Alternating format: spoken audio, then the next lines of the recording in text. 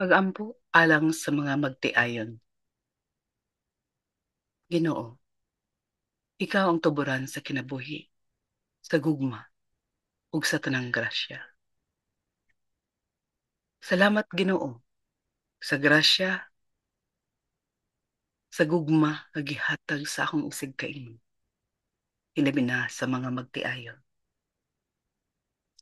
Ako kang gipasalamatan karon sa paghatag kanako sa akong mahal nga kapikas. Salamat sa iyang kinabuhi nga nahimo kaming magtiayon ug ginaot padayon mo kaming pagagiyahan sa mga dalan nga among pagalaktan. Hinaot hatagan mo kami og kusog ug maayong panglawas aron mapadayon namo ang among mga pagpaningkamot nga maatiman ang usag-usa. Hilabi na ang among mga anak ug ang tibok banay.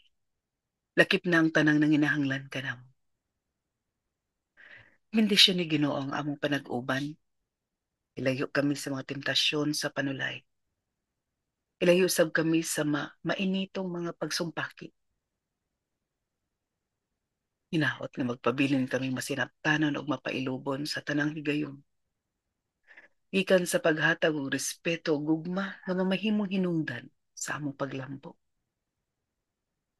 Ginoo, hinaot nga magpabiling kami mapinanggaon sa among mga anak. Humatagan pa kami og lugway sa kinabuhi aron mabuhat namo ang gikinahanglan. Aron mapalambo usab sila ug ang ilang kaugmaon. Palihog bendisyon niya ang among mga panimalay. Ilayo kami sa tanang kadaot ug disgrasya. Ug magpabiling kaming magmalimawon ug puno sa gugma. Uban kanimo. Hinaot nga bubuan mo kami sa grasya sa among mga panginahanglan sa matag adlaw. Lakip na ang tanang mga panimalay, tanang magtiayon, tanang magpamilya na maka dawat sa imong grasya.